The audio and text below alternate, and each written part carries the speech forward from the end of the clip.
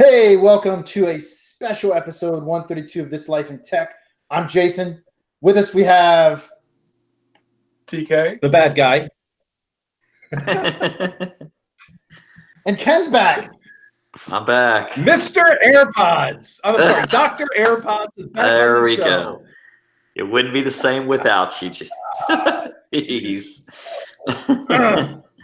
Hey, you can wear those dorky AirPods as much as you want because at least you don't have shitty audio quality like this guy. That is true. Could be. Which microphone is this thing picking up? Hey, by the way, real quick, my friends, before we get into our hot topic for this hot 4th of July Independence Day, I would like to take a Quaker moment of silence for my favorite satirical magazine of all time, Mad Magazine, is ending its publication run after 70 years. Let's take a moment of silence. Whew. Okay. Whew. That was I grew up on Mad Magazine. You know what I mean? And it really gave me a sense of satirical exposition. Fold the back cover one more time. That's right, man. That's right. Oh. All right. So we wanted to talk about internships today. Yeah. Who wants to go first? Because I disagreed with you and Dan. So I don't mind going first. But yeah, go ahead. Go first. all right. So Go ahead, Ninja. What do you got? let me state what I believe to be your position first. You can tell me if I'm right or wrong, and then I'll tell you why I disagree, or more, Sure. I guess, concretely how I disagree.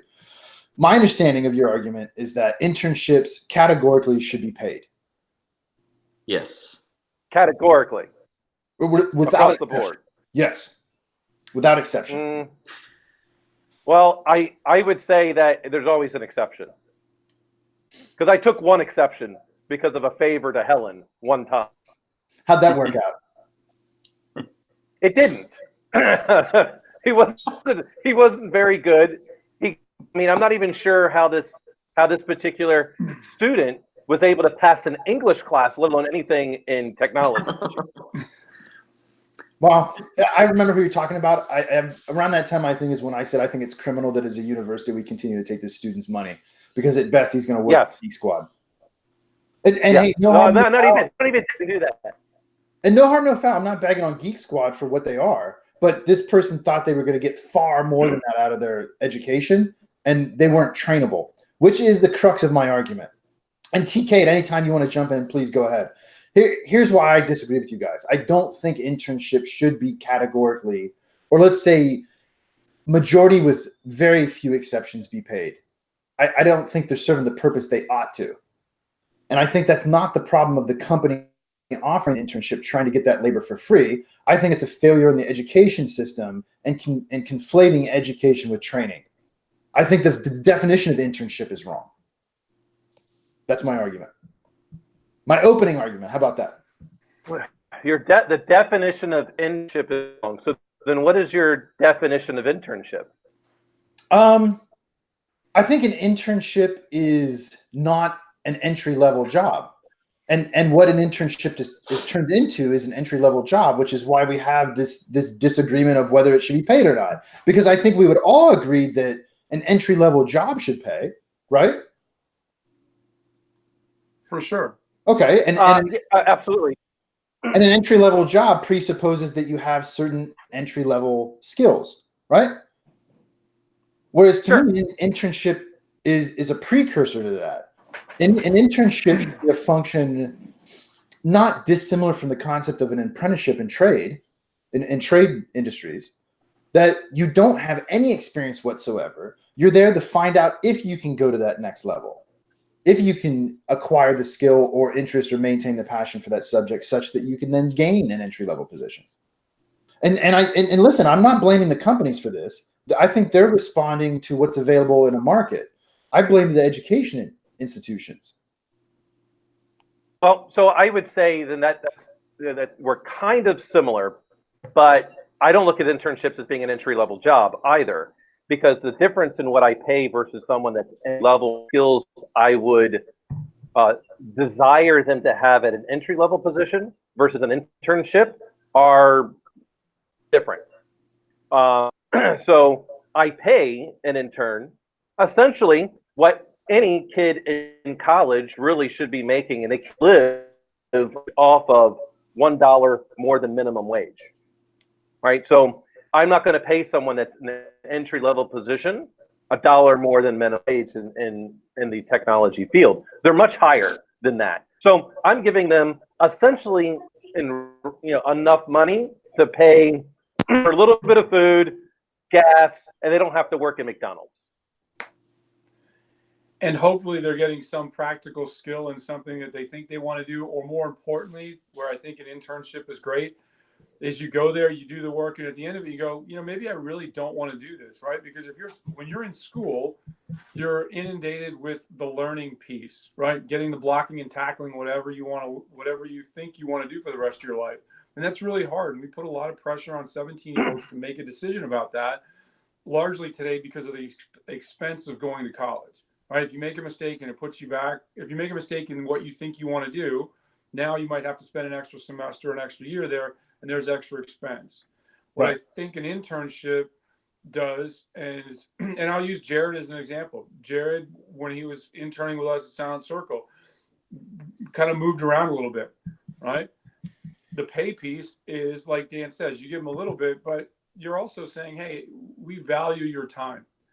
Right. And we value it to a point where we want you to help us out. We want production. I mean, all this, and I think Annie at the time did a great job of managing the interns and also managing the fact that we asked them and required them to do something. But at the end of it, Jared came to me and he said, Dad, I really love tech. I just don't want to code. Right? And so he's tailored his education to that now and saying, as a senior, a rising senior, I want to do tech sales when I get out of school. Right? I think, so it's a two-way street. We expect some measure of production as an employer, but we also have to help facilitate, right? It's that lifelong teacher thing, right? Mm-hmm. I want them to walk away having a better understanding of either I do want to do this and I want to get passionate about it, right? Hopefully that when they go back to school, it fuels their efforts to do better in school and to, and have a larger prism they're looking through. But the other side of the coin is to walk back in there and go, hey, before I waste your time and mine, I better go find something else to do, right? Because that's a great point, TK. Because here's the thing that we've talked about on the show. We basically believe, or at least Jason and I believe, that penetration is becoming more of an entry-level job. And what they find out when you want to do cybersecurity as a profession, the amount of times, unless you're working for a pen company, that you're going to use that skill is much smaller. Most of your day is researching and analyzing the data that is in the enterprise to help, the CISO, the CIO, whomever, to make a risk-based decision. And a lot of that work is relatively boring.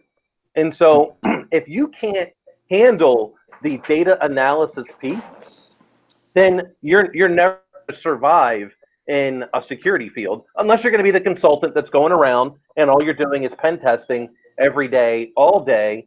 And to me, those things are being replaced by, companies like Bryson's company over there at Site.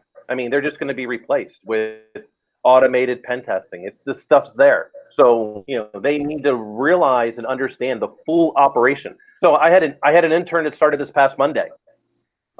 So what I do? I threw essentially all the systems training that a customer service representative would do. So they know all the different systems. They understand what it is they're trying to protect. And funny enough, the tellers get paid the same level what an intern gets paid because they're basically supposed to be part-time jobs to me, not something you should ever be able to live a wage on. I mean, you cannot raise a family on wage. Sorry, Bernie Sanders, it doesn't work. It's not meant to be that. It's supposed to start off. Not the family of four. Jason, did you do an internship? Because I believe your undergrad was something different than what we all did. Was it lit? Yeah. So a complicated backstory. I don't know how much you want to hear, but the short answer is yes, I did.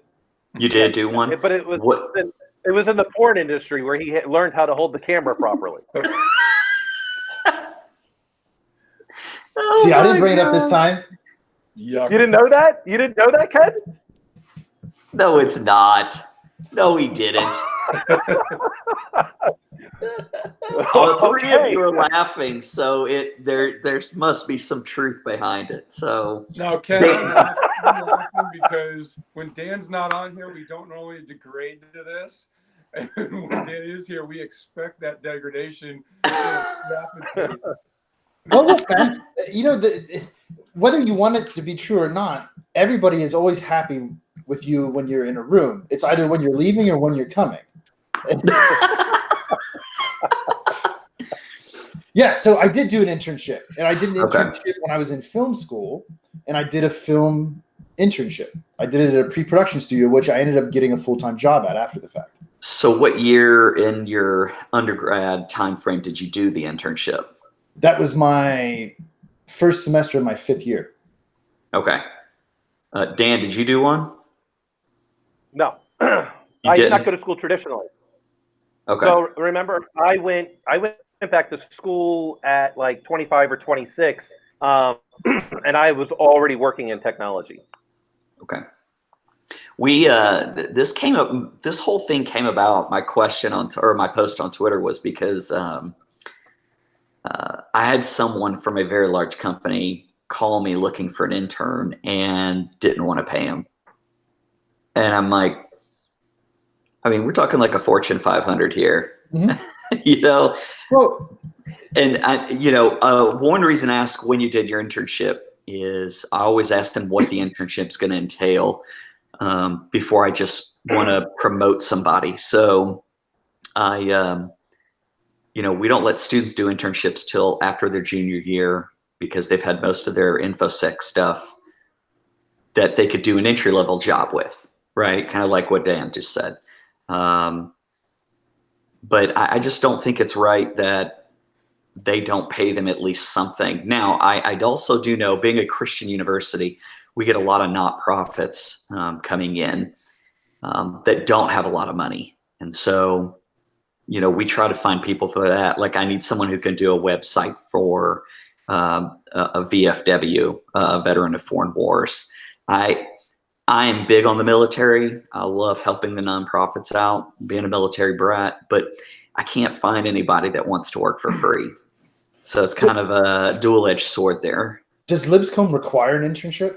We do require an internship, yes. And that's been a topic of conversation that we shouldn't require it. See, and so that's the point where my disagreement originates from. So, right, this is the situation we're in. We have a situation where companies need cheap labor because they're looking for entry-level work that they don't want to pay for, which I think is categorically wrong, right? Yeah. It's labor. It should be paid. Sure. A university is trying to erect a system where you as a student can go take what you've learned, let's say, in theory, right, from the classroom for the first 2-3 years and put it and see how it works in practice, which to me meets the definition of a true internship, which is not an entry-level job. They're not the same thing, and nor do I think they should be. And so if it's an entry-level job, then what you're getting is on-the-job training, and you should be paid. But then that's not education, so why is a university requiring it? That's training. That's trade training, right? It's not education. It's not the same thing to me. Whereas, but I thought that goes back to what TK kind of mentioned. Yeah. Well, if your university can, do they get like they're a class that says they basically? Well, see, I run the whole internship thing, so they can either get 1 to 3 credits on it, but they're required. The biggest complaint is that they're essentially paying the school for an internship, which I've always had a problem with. Yeah. Well, and so, by the way, by getting credit, it's a dirty little system because they're paying for those credit hours, right? And the price of those is worth more than what most internships are going to pay. If you just look like $1 per hour, but they're paying for it. Like, right? That's kind of bizarre. Now, I mean, the only time I've ever had internships pay more than what the class was worth was I had one student went to Facebook and Google, and they pay a small fortune. Mm-hmm. for those I mean, they probably made more money than I did for those 2 months. Those to me were worth it because they made extra money to be able to pay for fall classes. So what is the 3 credit but class it's always, call? well, it's 1 to 3 credits. So I would say it's about $1,000 for a credit.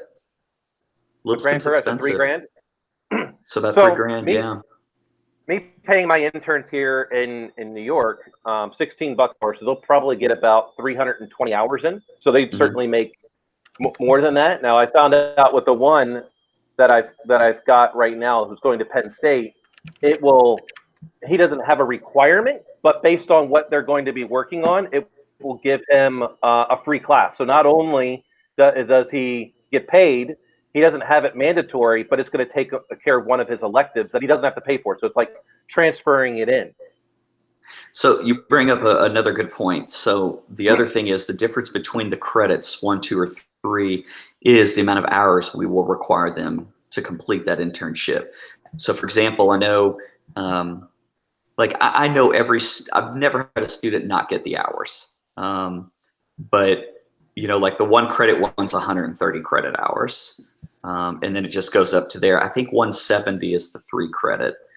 But if you work a 40-hour week in an internship and for 4 weeks, you've hit it. Well, see, so here's something else that I don't think a lot of people key into. And since you run this, have you run into this problem? I don't know if TK and Dan, you're aware of this.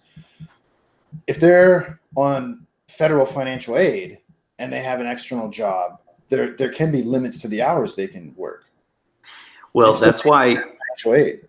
Yeah, and you'll notice that's why the hours are much lower. Also, the other issue we have is we also have a lot of foreign students. So they have to get the company to sign off and basically, I don't want to say support them. There's a word for it the government uses, but basically back them. Yeah, they get like a limited work visa, right? Yeah, so I had one who went to Goldman Sachs. I had another who's gone to Lifeway, which is a big Christian bookseller here in Nashville. Their corporate office is here. They were top-notch students, and they have to have the backing to stay in the U.S. or they have to go back home. So the internship helps the foreign students that we get in a little bit of way. It helps to get their foot in the door here in the country because a lot of those companies go in through after internship and hire those very students. You know what? And the school's not cheap at all. It's Northeastern in Boston. I don't know, Dan, you remember the first summer we had Matt had one of his friends, kids come in, and he was some engineering major, and he was from Northeastern. The nice thing about Northeastern is they have programming where from the day you show up till the day you graduate, it's a combination of classroom, practical at companies, and they have, LCP in Boston, it's easy to find a lot of high-tech help, high-tech companies to help out with this process.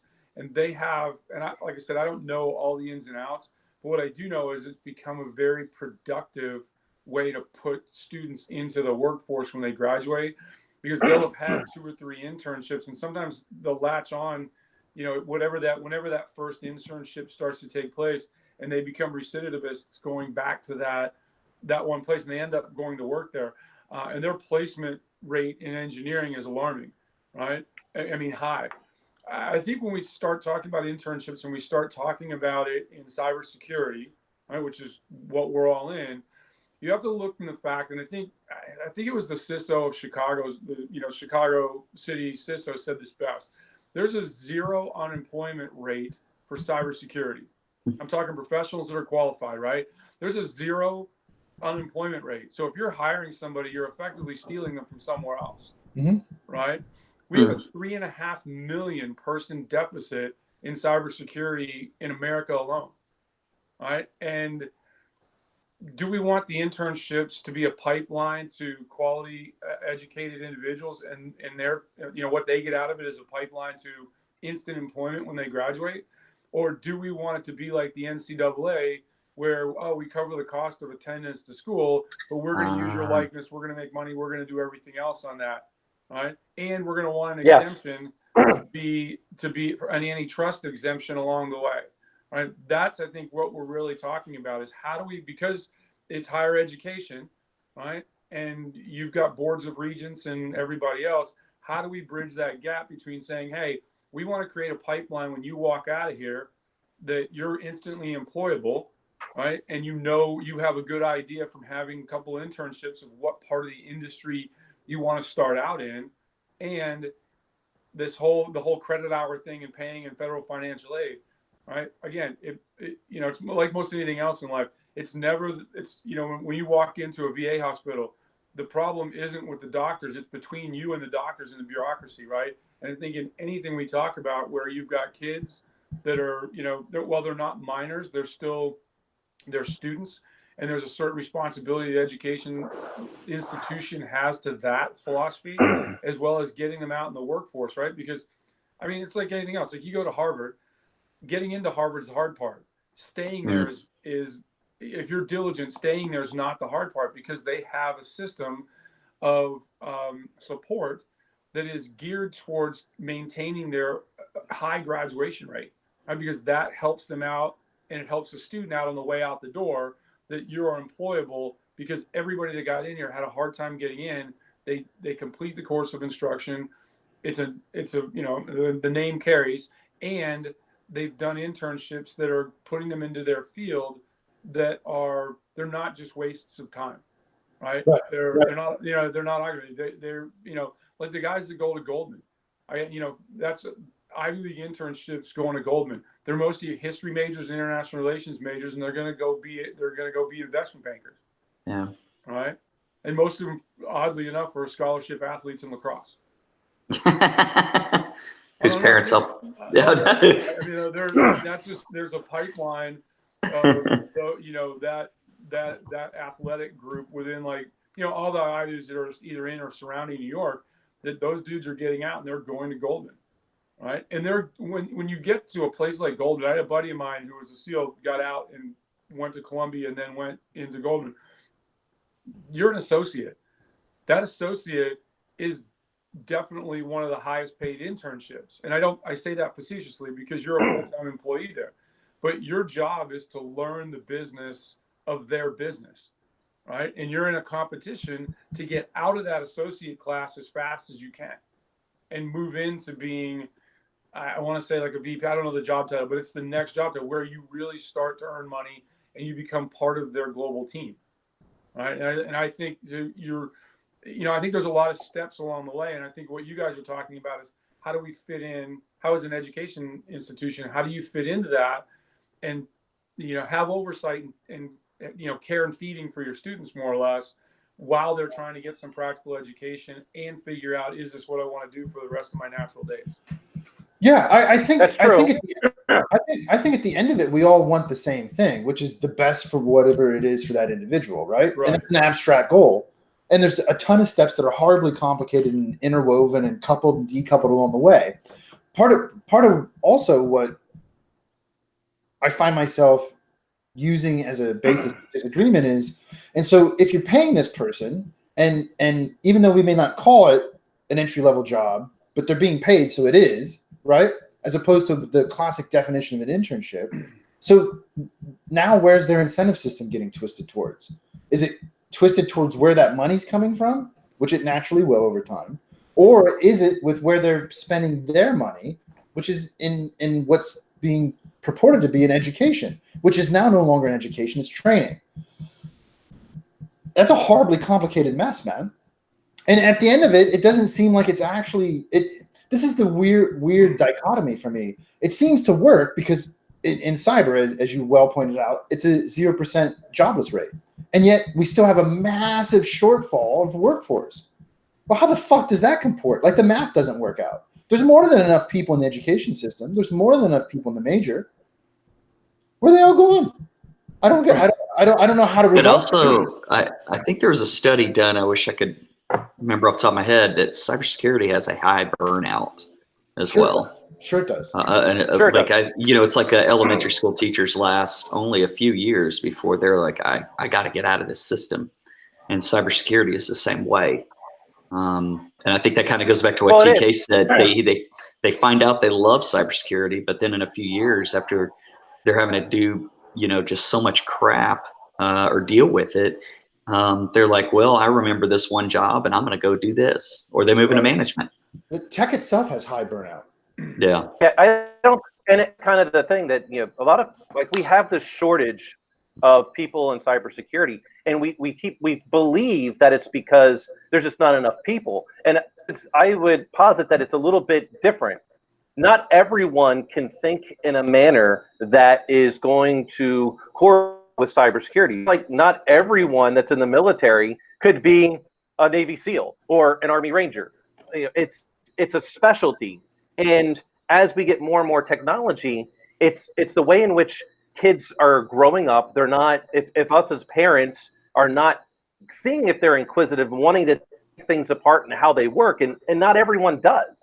That's really the large problem, in that we have become so dependent upon technology, but yet us humans don't, that same percentage of people that want to be inquisitive is not there. And that's really why we have the shortage. That's why you have a company like Bryson's company and other ones that are popping up that are filling that gap with automation and technology to fill that gap of what a lot of cyber professionals could do. It's different. I mean, I hate this aspect where people say, oh, think like a hacker or think like a criminal. How can you? I mean, I've got 22 years experience in security, and I'm still never going to be a criminal. I've got 22 years experience of thinking like one, but I still will never truly be able to exist in that criminal mindset just because I'm not a criminal. Jason, remember when we were having the conversation about creating? So if one of these wasps stings me, I'm gonna go criminal on them, because there's like 3 of them flying around here right now. Remember we were having the conversation about Cyber Lab. Yeah, right?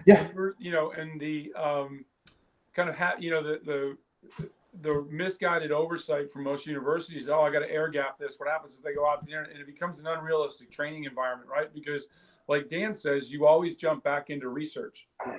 I mean, a good portion of figuring this out is like you encounter something along the way, and you're like, I have no idea what this is, or I don't know who.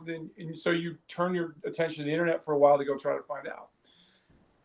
Have you ever heard? And it's all on that. Are you going to use your powers for good or evil? Right. And cybersecurity is, I think, from an educational standpoint, that's where a fundamental misunderstanding with the administrations is, hey, if we're going to go teach these kids how to be hackers, right? Because I truly believe in order to be a good defensive player in cybersecurity, you have to have a good offensive mind, right? You have to think like the bad guys, right? You have to think like the guys that are going to go thinking, because you want to be able to punch them back, right?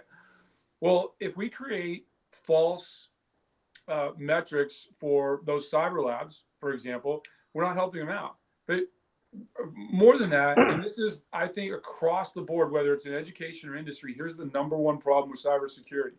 There's a fundamental misunderstanding from executives, whether it's an administration or the C-suite in a company, of risk tolerance and risk management, right? And I'll use it because I'm not an educator. And I will use the enterprise model, and I think it dovetails nicely into the higher learning institution model. C-suite and boards go to CISOs and CIOs and say, "Hey, are we good?" And they give them the big thumbs up. "Oh, we're great." Well, what they really mean is, "Hey, right now, today, we're as good as we can be, based on the amount of resources you gave us, and the number of people I have, their education level, the known threats. But, I usually don't sleep well because I'm a CISO or a CIO and I'm waiting for the world to cave in," right? They don't say that. That's actually a great point. That's a great point, because when I get people that will come and tell me, oh, that's not secure, and I ask, according to what? Like, are you trying to protect against a nation state? Are you trying to protect against an organized hacker syndicate? And so what I have to typically do is teach the board what level of threat actor you're trying to protect against. Because if you say, I don't want to be hacked by China, well, then you're going to need to give me U.S. resources in order to be able to do this. They don't understand what that means. They don't understand that the realms of probabilities in which we are functioning in, that if we are compromised by something that's like a China or a hacker syndicate, that's why we have cyber insurance, that we are going to transfer this level of risk over to here and spend our dollars of protection on this side. And that's hard for people to understand. Well, I tell you what, that event I did out in Indiana for you, it was mostly Yeah. CISOs. It was mostly CISOs, DCISOs, and that crowd in the audience. And from what I find now doing what I'm doing is there's like, you manage up very well, right? From experience, you manage up very well. Most people, they're just telling everybody, hey, we're good, right? Because the CEO or the board comes out and says, hey, what's your risk profile? Well, what's your tolerance for a breach? 0. Okay, well, is it 0 against your website being packet flooded, or is it 0 against them stealing all your customer data? Right? Because they can't, those are two things on either end of the spectrum. Mm-hmm. Go ahead, pound my website, but make sure it's up in Amazon so that with Amazon best practices, they can take over and squash the bug and play that game of whack-a-mole and keep you guys up in business. But we have to define what those crown jewels are, right? And, what risk framework are you using? And what I typically say when I'm talking to C-level guys or the boards is, hey, before you invested in this company, you have some risk profile financially that says under these conditions, I'll invest. You met that. We have risk profiles in cyber, and you have to do that. But I think this is where, as educators, when the board when the board of regents or the administration of the school says, hey, you've got to air gap this whole network because these guys might go out and do something bad, and then we could be deemed liable for it. You've got to go, hey, then we're not going to teach cyber here, well, because it's a false paradigm that you're creating. Let me ask you this question: how many times have you heard of a chemistry major being asked whether there's reticence for a chemistry major going, hey, are you going to build a bomb? Right. There's more people that, like, just because I have a baseball bat in my hand doesn't mean I'm going to do anything but hit a baseball. There are a lot of other options out there. Right. I just had this argument this week with somebody. Right. Well, and so I think part of it too is in the nomenclature, right? We've gotten as a subculture within academia into this mindset of referring to them as firing ranges, right? And so you're already weaponizing the conversation and the metaphor, which I think is categorically wrong. I think it's much better, like you and I talked, to refer to it as a playground. And that's what you're trying to do. You're just trying to exercise the body, so to speak, right? And the other thing too is that's the exact argument I had with somebody. And in fact, it was specifically around packet capture, around Wireshark. That's what this person was worried about. And I said, but you're talking to the computer science department. Like, you realize that we teach people how to program, and we've been doing it since we've had this department. and so, I mean, you're not concerned about malware. That has nothing to do with packet capture. It has everything to do with programming. Right? Right? Every cyber weapon that you could talk about that's been made public has nothing to do with packet capture. It has everything to do with programming. But you're not concerned about that. You're concerned about this abstract concept of what this thing is. And so here's the other argument I made. If we have an exception in this community, which could happen, and somebody is intent to conduct evil, wouldn't you rather find that out sooner rather than later? I would, because I want them out of the group as fast as possible. And so that happens on a playground, even with children. If one child, because they're not developmentally in the right place, acts up, and kids will bully, right? It's natural for them to try and exercise that and figure out where they fit into the social structure and what the rules are for the group. What do kids naturally do? They ostracize them. They won't play with them. They figure out really quick, right, that this is abnormal and we don't want it around us. And so why do you try to create this? And this is what you're saying, and I totally agree with this. Why are you trying to create this completely artificial, sterilized environment where you think there's no potential for harm when you're just wrong based on your assumptions? You're just flat out wrong. There's no way around it. I think it's about mitigation of risk with their intent. Hey, we don't want the university to be liable for this, and it's why we talk about you guys at High Point wanting to use our cyber lab, right? But if I say we've got X amount of challenges, and then we can build towards your curriculum, right? We are then saying, hey, we're assuming some of that risk, right? With the guys that we have overseas and how their model has always been what you were saying. They have a detailed interview process. Those guys aren't touching that cyber range for lack of a better term, for the beginning. They were starting with hello world, Yeah. building up a level of skill that allows them to then say, hey, can I start to bang on this? I mean, there's a shitload of really good laws in the U.S. to prevent us from just saying, hey, I want to see if I can go breach this and go hit up some Fortune 50's website, right? Or go bang on their servers, right? This is just like anything else, is an educational opportunity, right? I mean, literally, where was nuclear technology developed? Right? It was developed in institutions of higher learning. We didn't seem to mind it back then. Yeah, right. Yeah. Right. Exactly. And we're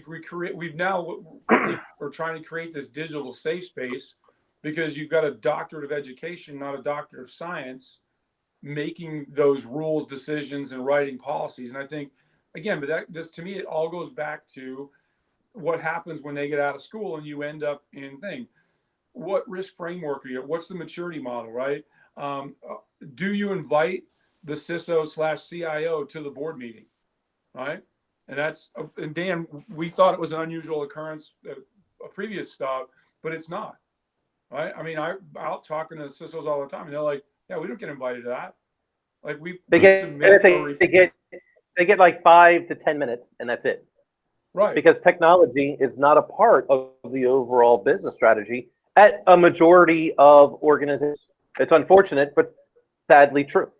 Right. I mean, that's when I was in Indiana. That was my thing. I was like, you guys have to learn how to manage up better and demand what is necessary for you to be successful and to be understood, right? Because that's the hardest part. People go, oh, we're spending 11% of our budget on IT. What are we getting for it?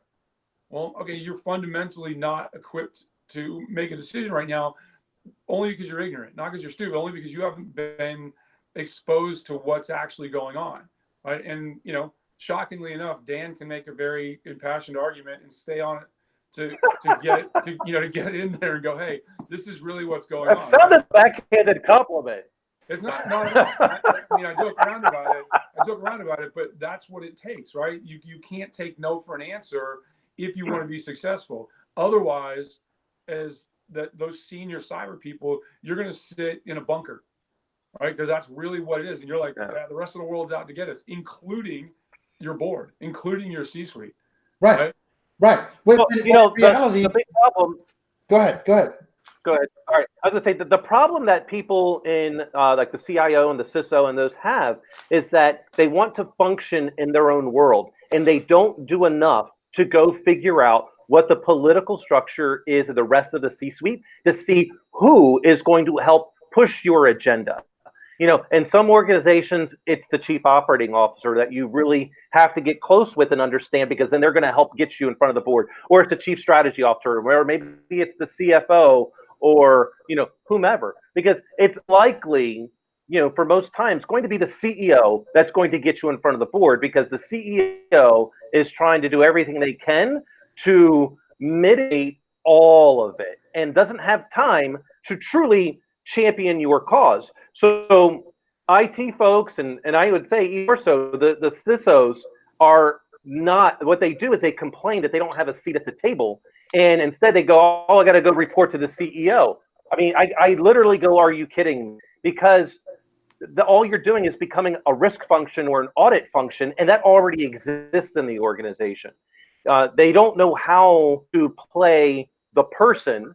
And this is kind of, I kind of equate it to the Democrats after Trump won the election. I don't like the game, so I want to change the rules. These are the rules that you have. Win by them. And the best way to do that is go learn more about the business and play the player, not the game. Because once you understand which players are on the chessboard, you can figure out how to win. And CISOs and CIOs typically do not want to do that. Well, and exactly, that's what I was going to say, to bridge off what TK was saying and what you just said too. And I think this is the problem you and I face, Ken, is in higher education, is that in reality, these are all just little tribes, right? And every little tribe has its own little culture, and we have our own incentive systems, and we have our own goals that we're trying to get to based on those incentive systems, right? Or because of those incentive systems. And what fundamentally breaks down is the liaisoning between the groups or the tribes, right? And so if people aren't willing to go where the other people are to meet them, to understand where they're at and what those incentive systems are and what those goals are, or managing up, as you appropriately call it, then that's how I think we get stuck in these miasmas of what the fuck is an internship at this point? Like, what is it? Like, what is it supposed to be? Is it supposed to be an entry-level gateway so that you can become full-time employed? Is it supposed to be on-the-job training? But if that's true, then what am I supposed to be teaching you in the classroom? Is it enough just that you can do that? Or should that be coming back in, and then we iterate on it such that when you graduate, you can actually go get a full-time job? It's not clear to me, and it's not clear to me because these boundaries themselves between the tribes aren't super well defined all the time, and there's not a lot of liaisoning between the tribes, so to speak. I don't know if that makes sense. You tell me. No, that's actually a great point, because so when I work with interns, that are essentially to me almost quasi apprentices, because if they sell, and I have a position, I'm going to hire them. If they do well and I don't have a position, I'm going to open up my LinkedIn to try to get them an interview. But I actually, because I ask each of my interns for their syllabus. I want to see what it is they're learning and what things that they should have been able to apply. And if they're not doing that, or I see something that's missing, I've got a relationship right now with a couple of the universities that are here locally. I talk to them and I've told them after I get a couple, I'll give you feedback on what it is they were supposed to have learned and where the gap is that I'm seeing right now, at least in the theory. So in some cases, I'm finding that, I already kind of knew it, they don't understand what vulnerability management is. To them, it's pen testing. Right. And that's not the goal. No. An exploitation is not the goal. The probability of exploitation is what they need to understand. And that's how I do it, because to try to bridge that gap, because I need to tell academia what skills I think I need someone in industry. And something I find too is everybody thinks all of cybersecurity is pen testing. And I try to tell I try to tell my students, I said, look, just because you're not a great programmer doesn't mean you can't get into cybersecurity.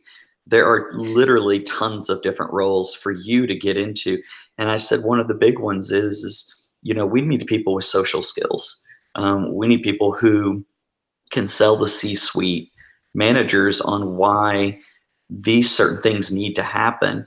And I said, we don't have a lot of people that have good social skills, that are good speaking in front of others. And, when I get I just got some feedback from a student who's at an internship, and I know he has a speech impediment. He doesn't like public speaking.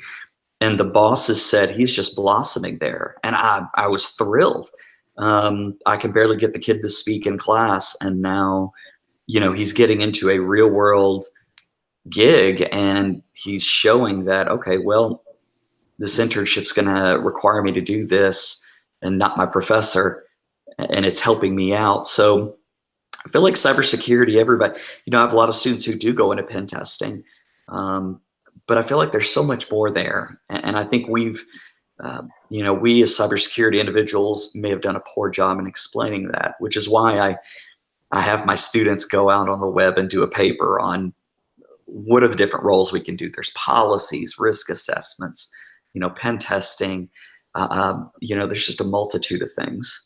Well, see, and that's what we're faced with then is, so if we're in a situation where we need people like Dan and TK to take on these interns, whether they pay them or not, it's outside this conversation, and identify gaps potentially in what they ought to know and what they don't know, and then feed that back into the education system, then either we're going to be tailoring our education to the job, which now that's job training, which is not education by definition, or you and I have to teach at a level of abstraction that the students can apply what they learn in our classrooms to any situation in the real world. Sure. That's the only two ways. That's the only two ways I see it. I'm open to alternatives, but that's how I see it. Well, and that's why I talked about, in this case, the theory, right? Because that's academia. The theory of what it is that they should be doing, and a lot of them, in this case in cybersecurity, they've moved much more to hands-on labs are absolutely needed, but they only focus, it seems like, on labs from my exposure on tests. Like, what happened to the concept of, well, I need to build intrusion detection system? Where it happened, and why is intrusion detection required? Well, why need to understand what the protocols that are encrypted and not encrypted. Like one of the things that I would show them when I would teach secure communications is I would have them go to Wireshark and see, this is why Telnet is bad. I see I see every packet is a keystroke, and there's to make sense, but they're not getting a lot of the theory behind why technology.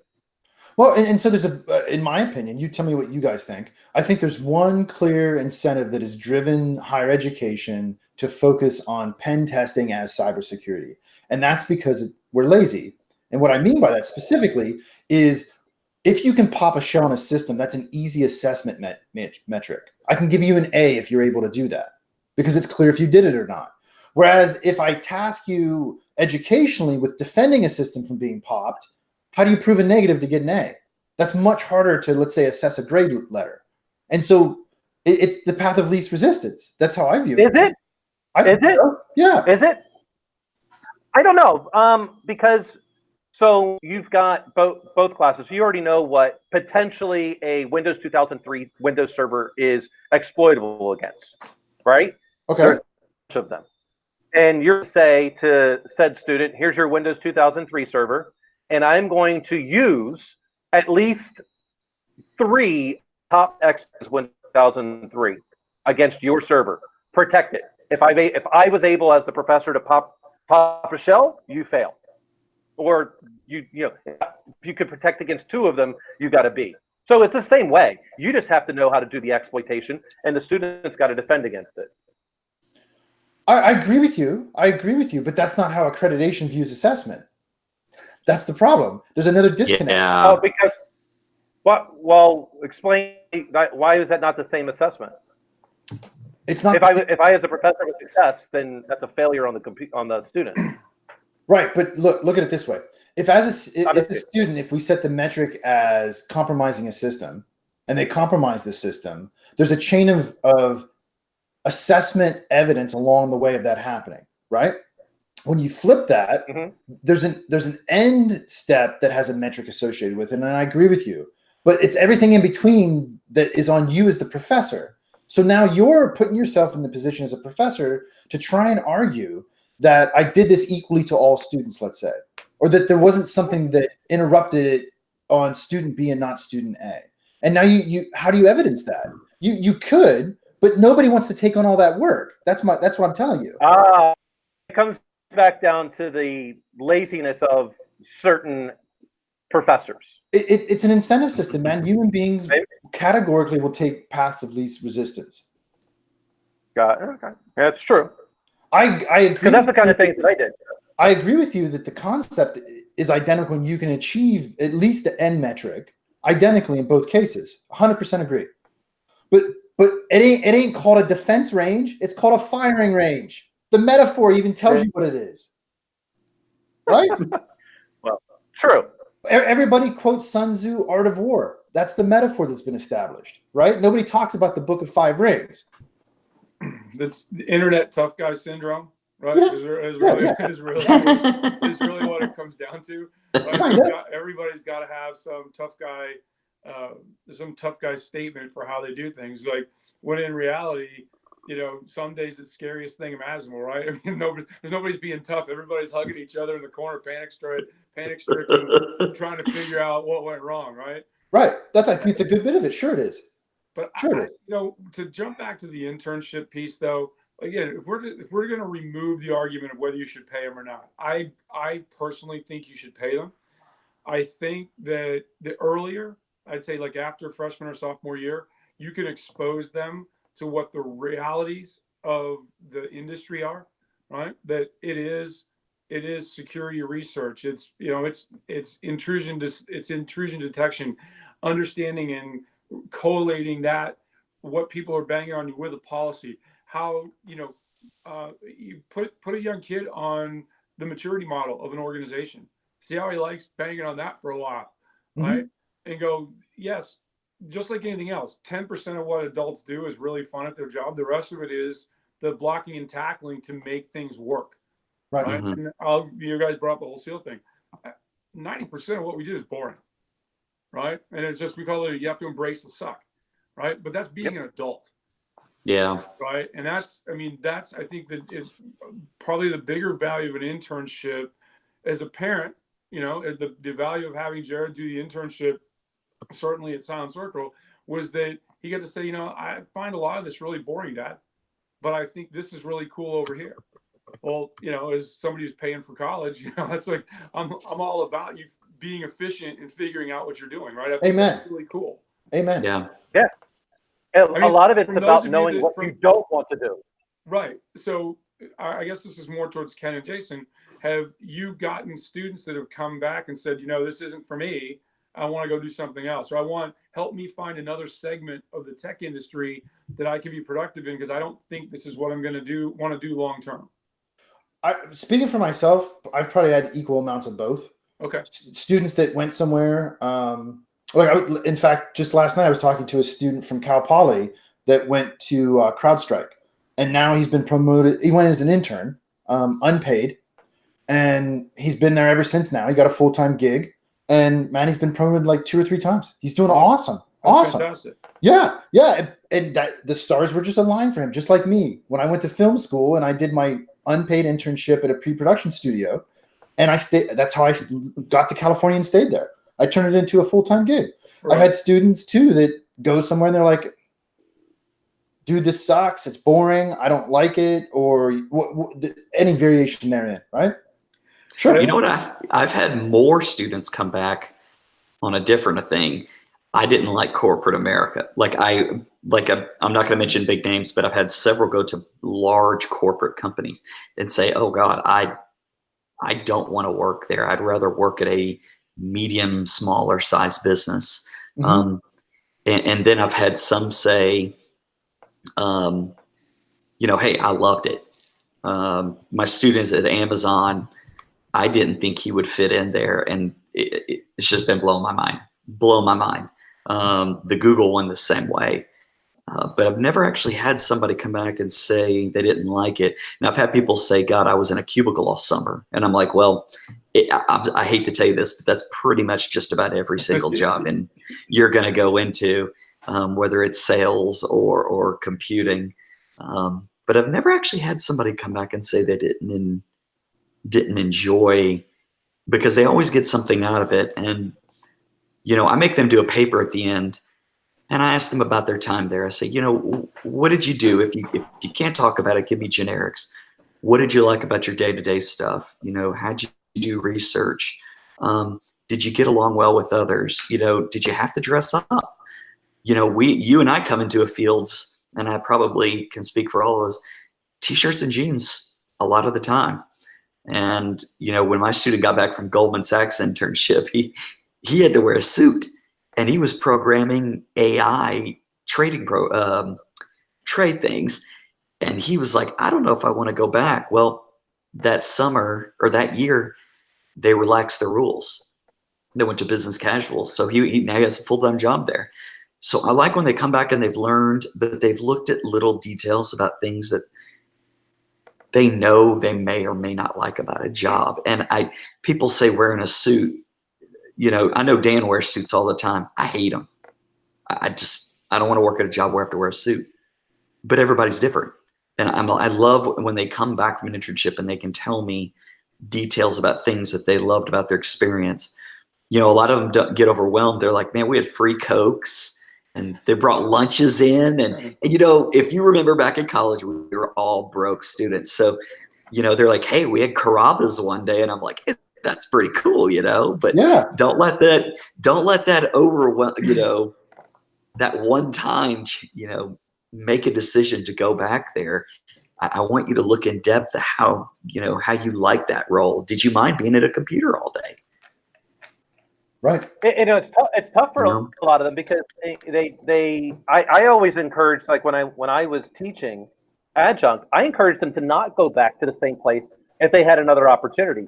Take a look at multiple types of organizations, Sure. Because if you're working somewhere in financial services, more than likely you're going to have to at least have a shirt and tie, because that is the co-work startup as an internship. You know, they may not have as much money to pay you, but you can then see the dynamic. because I encourage students, don't chase the money. Go where you're going to get the most experience. Where you're going to get the most experience? At smaller companies, because you have to wear multiple hats. Yeah, I That way agree. you can figure out what you like and what you don't like. I've worked at startups and I've worked for big government. I've worked for integrators and I've worked for some of the largest security companies in the world. And now I didn't think I was going to go back into, in doing the big corporate stuff again. And, here I am. It's different. I want them to kind of be a chameleon, because when you're a chameleon, 90% of the world uses all the same. It does not matter which industry you're in. They still got Microsoft. They still got Cisco. Yeah. They still got McAfee or Symantec or CrowdStrike now. It's all the same. All you have to figure out is that 10% for that industry. Financial services uses one of 6 different kind of companies. If you are in energy, they're only using like one of 6 different types of companies for that specialty. So Mhm. it doesn't matter. But field industry you enjoy the most. And to be honest, I don't know which one that is still for me is which one I enjoy the most. I've been in software development, government. They all have their unique challenges. And well, to be honest, I'm just going to go which one's going to pay me the most and has the best opportunity for me to make a difference. And I don't industry that is. Yeah. Well, I think it's I'm just a higher you want your stuff to be device agnostic, right? In base terms, and you want your career, and that's the beauty part I think about cyber, right? But I think where we're losing people, where you're saying that enough students are coming in the front end. How do we have a 3.5 million and growing person deficit? Is they go there and they go, well, wait, this isn't sexy, right? And then they see in the news and they're inundated every day with somebody that builds an app, builds a service, and now it's a unicorn and all this other stuff. And so I think it's a truism that when you're young is the time to really stretch your legs and do that, because as you get older, you get house, family responsibilities and everything. You've got to, in some cases, have to curb that tendency to have that wanderlust. And I think that moving around, even after you get out of school, moving around, like Dan said, finding your niche, finding what you like, right? And I think a lot of like a guy like Bryson, for example. I mean, he could be a CISO, CIO somewhere, but he's taken the entrepreneurial spirit and said, "Hey, how can I help that help solve that problem?" And he's gathered some really smart, innovative young people that are just killing it, right? And I think that's where a portion of that 3.5 million person delta lives. It doesn't live as you would read in the media. Oh, I got to take my gender studies degree. Here's the thing: after your first job, you decide you want to do something. Go get yourself qualified to do it, and your Sure. total your life's experience, it should make you an interesting person in there, right? Because if everybody went and did exactly what the 3 of you guys did and plopped you in the middle of it, your ability to contend with breaches and all the other things is not going to be what it should be as an organization. Than if you have people from varied backgrounds, right? Varying thought process, various socioeconomic things. Like when I talk about diversity, and I think Dan's heard me say this a lot, I don't talk about gender, race, or anything like that. I talk about diversity of thought, because I truly believe this. Everybody's life's experiences are varied enough that if you have diversity of thought in your organization, all the rest of those gerrymandered numbers that the government says we've got to adhere to, they not only take care of themselves, but I think you create a much more vibrant workplace because everybody's opinion is valued and nobody is looked upon as a quota. Right. I think that is I think in technology, it's can be an organization somewhat homogeneous, depending on what organization. What I like is that when I go speak now and when I'm out and about, you see a lot more women that are directors and above. I personally think it's because of Title IX, but that's a discussion for a different day. But you start to see a lot more women, a lot more general diversity across the whole spectrum, right? Because people are realizing like, hey, a computer's device agnostic, right? A computer doesn't look back at you and go, oh, I don't want to play with this guy because of X, Y, or Z or this girl, right? It's like you have the opportunity to be successful, and I think whether it's in cyber or engineering, largely we work off the best idea principal wins, right? And I think that's really what needs to be advertised, needs to be celebrated in the technology fields. Are, hey, if you want to be in, to use a really bad term, thought of as equal, right? Because everybody, I don't think life should be equal. I think it needs to be fair, right? But if you want, everybody's equal, they're just not the same, right? Sure. And I think sciences and engineering, and especially cyber, is a place where you have an average salary of 116K a year, right? And I'm not saying everybody should be dollar motivated, but everybody likes to eat. Everybody likes to have a nice car, a nice place to live. And to a certain extent, somehow we keep a little bit of score with that, right? But I think the pole position for the 21st century in cyber is, we don't care where you come from, what you look like, which bathroom you walk into, and all the other things that get people wrapped around the axle. We want you to be smart. We want you to be innovative. And if you do that, there's always a place at the table for you, because we've got a lot of empty chairs and we want to fill it. We want everybody to get fed, and we want everybody to be happy with what they're doing. And that comes back, I think, largely even more to the whole millennial argument. Yeah. Right? I love having millennials around and younger folks, right? Because they're innovative. They can be annoying because they're like, why? Well, that's what, the old, get off my lawn sea level crowd gets mad about. Well, if they're not asking, which is funny, because as they actually talk about, as a good leader, you should be asking 5 whys, right? Correct. And right. yet we get irritated when the millennials do it. That's a lot harder in practice for a lot of people, right? But because it takes time to explain, right? Again, we always come back to education, right? And education doesn't stop at the stadium steps when you get your degree, right? You should be wanting to be a lifelong learner. And if you're going to be an executive and a senior leader, you should be wanting to be a lifelong educator of some nature, right?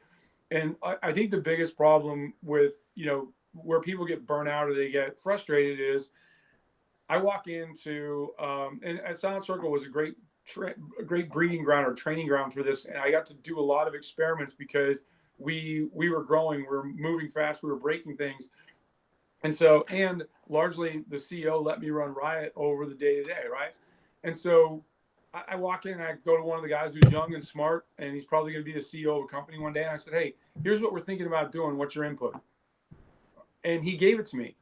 And then we all got together, and here's the course of action we're going to pursue. He came in my office. He's like, well, T, you didn't listen to me. No, I did. Not only did I listen to you, I heard you. He wasn't upset that he was upset that in totality, his idea didn't get taken. Right. I could be just said, hey, well, that's just how it works. Get out. But I was like, hey, look, you're 26 years old and you're really smart, and I value everything you have to say. But the prism you look through is this wide. The one I'm looking through is this wide. And if you look right here, here, and here, we embedded your thoughts into the final solution, right? That starts, I think, with internships, where you don't goof on them when they show up and you treat them as full members of the team. And then it goes to them being employable. Ken, as you said, there are people, they come back from these big companies, right? Who, when I was at Blackbird, I think I was employee 65 or under 100, right? And then by the time I left, we probably had 700 or 800 employees. And then when they sold to Raytheon, one guy went from being employee 24 to being employee 18,297. Wow. Right. And a lot of people don't want that big bureaucracy, right? There's comfort in the bureaucracy, right? Mm-hmm. To a certain extent, right? If you're somebody that just wants to, show up at 8, leave at 5, and go with the flow with your day, then the bureaucracy's for you, because you can be taken care of for a lifetime. But I think we're introducing this concept, and I hope we are, when kids are in school, especially on the technical side, is you have the power when you graduate to change the world. It's at your fingertips with what you're going to learn here, and then the experience you're going to gain from being in the workforce. At some point in your life, you're going to realize you can affect change on a global scale. Do you want to do that? There's no right answer to that, but putting that into a young person's mind, especially in technology today, are how we get all the great advances in technology that we get. And I think we're losing people to the what is considered a lot of times the mundane cyber side of it, to people wanting to be innovators. And I look at it, like I said, I use like Bryson at Scythe, because there's a guy that embraced the mundane piece of pen testing and everything like that, and then said, how can I innovate? And then put his entrepreneurial innovator hat on. And not only is he doing great things, he's hiring and empowering people to do great things. And that's the mark of a great leader, right? And I think that, and I don't know in the master's and certainly the doctoral programs of cyber, how much like do we require a leadership curriculum of some sort, right? You can't teach leadership, but you can give people the skills that if they innately want to be out in front of the chariot, not sitting in the chariot being pulled along, you can develop them, right? And I think because it's like I always say this, you manage a business and you lead people, but you have to understand the business that you're in, and that's part of the education process and that experiential thing. But what skills do I have to help motivate people beyond what they think they can accomplish, right? And I think that's really where you get the, hey, that old commercial, when I grow up, I want to be in middle management, right? What they're saying is they want something that's safe. Yeah. Right. That's a great point. And I think that's really certainly from Jason and Ken being in there and saying, hey, think bigger than yourselves, right? Yeah. And look at something that's mundane right now, and how do you change the world from that mundane cybersecurity piece? If somebody's not in that room for a while when they start out, having to eat it every day of the week, then how are we going to make that quantum change that changes the paradigm of there was 22,000 recognized vulnerabilities last year, right? And then it comes back to Dan's theory of probability. What's the probability that any one of those is going to be, catastrophic? And how do we score that, right? Well, we have a system of that. Is it efficient? I don't know. Is the next great innovation creating that efficiency? Right? Think about, just from an entrepreneurial standpoint, think about how much money a company could make if they could more accurately assess and apply that CVSS V3 model to be more accurate, right? Because 90% of the time, just because something exists on your network doesn't mean it's catastrophic. It's not catastrophic till it is, right? And how do you apply? And it's going to take, machine learning and AI. And it's because I think we're stuck right now, right? We've got to start to have computers do things because we don't have enough humans to do things, right? And how do we take that and transload that into the existing risk management system? It sounds pretty boring, but guess what? The person that embraces that suck and says, I'm going to figure this out, is going to be king of the world when it comes out. That's, I think, in my personal opinion, to be celebrated in the university system. Is like, I had a CEO one time tell me, do the hard jobs, everything else takes care of itself. He's totally right. Anytime I said, this is really going to suck, and you follow it through, the reward on the other end is the prize. And cyber's hard. It always has been, and it's always going to be, right? And get people to start celebrating that difficulty and say, I'm part of the solution, and I wear it like a t-shirt I got at RSA. Right? I'm going to wear that thing out because it was free. It's kind of geeky, and I dig it. Yeah. Right? And I think that's really where, from an educator point, transferring them into the workforce. And Dan's an unusual animal, right? Having been and loving to teach, how many people that are hiring interns are going to take the time to get the syllabus and go, what do you and try to balance that out to make it the most enjoyable, right, and the most beneficial for the student. Right. Few if any. Dan's the only one actually I know. Right. That's the only one I've ever heard of. Well, that's because of the sum of his life's experience, right? His life's experience says, I'm an educator, and I would feel like I was remiss if I was teaching these classes and it wasn't applicable or practical to what people have to have when they get out of school, right? There's a certain baseline we have to all get to in life, right? Of knowledge base to go be a productive adult in any field, right? When you start talking graduate programs, masters and doctorates, then you start saying, hey, what life skills, how are these people, going to be productive if they choose to take a corporate route like Dan did? But more importantly, how are you going to impart life skills as an educator back to the students to give them what they need? Because of the people that start in these programs at 18 years old, I'd be interested to know how many of those graduate and get a bachelor's. Of that subset, how many of those group people go on and get a graduate degree? And then the top of the pyramid of people getting doctorals, right? And try to do that, right? And I think the state of North Dakota right now, and they're implementing it over the next 2 years, has started a K through PhD cyber program. Full well knowing that, the intent of the government in that point is to say, hey, we've got a lot of great app users.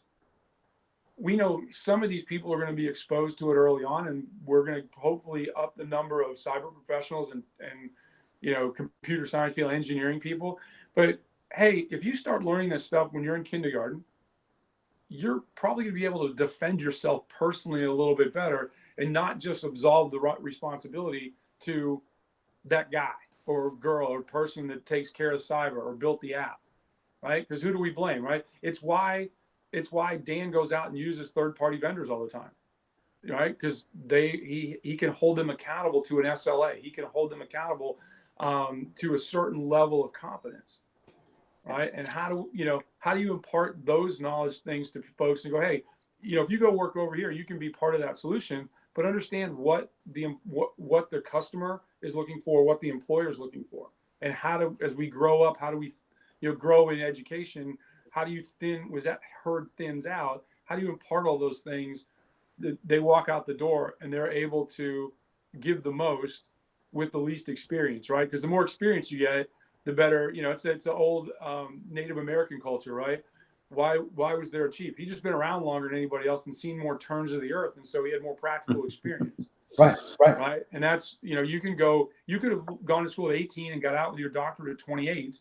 And had no practical life experience other than what was in the walls of the university, right? And so how do we change that paradigm to be the most effective tool for the students that you're educating? Certainly. Well, my friends, I've run out of time on my end. Don't know about you all. and you didn't get stung by a wasp, so it was a win all around. No, it was close. It was close calls. They're still flying around. I keep dodging them. Yeah. Well, that was a good one, my friend. Yeah. Yep. Everybody Absolutely. Great few days, a great weekend. I know for most people it's a long weekend. I'll tell you from the military standpoint, the worst day of the week to have the 4th of July is on a Wednesday because you got to go to work Monday, Tuesday. You got to go to work Thursday, Friday. The best days are Tuesday and Thursday because you'll get the Monday and the Friday off on either side of it. They'll be part of the holiday weekend.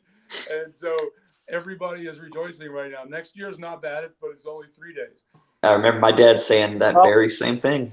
Yeah. So for those that are looking for a career, in cybersecurity, that's something you have to get used to. The bad guys don't care it's a holiday, so you're working regardless. So enjoy never having it off. All right, I'll talk to 2 of you on Sunday. All right, my friend. Yes, sir. Yep. See you. All right, everybody. Take care, guys. Remember the hashtag buzzkill. Yep. Bye. Cheers, everyone. Bye-bye. Bye.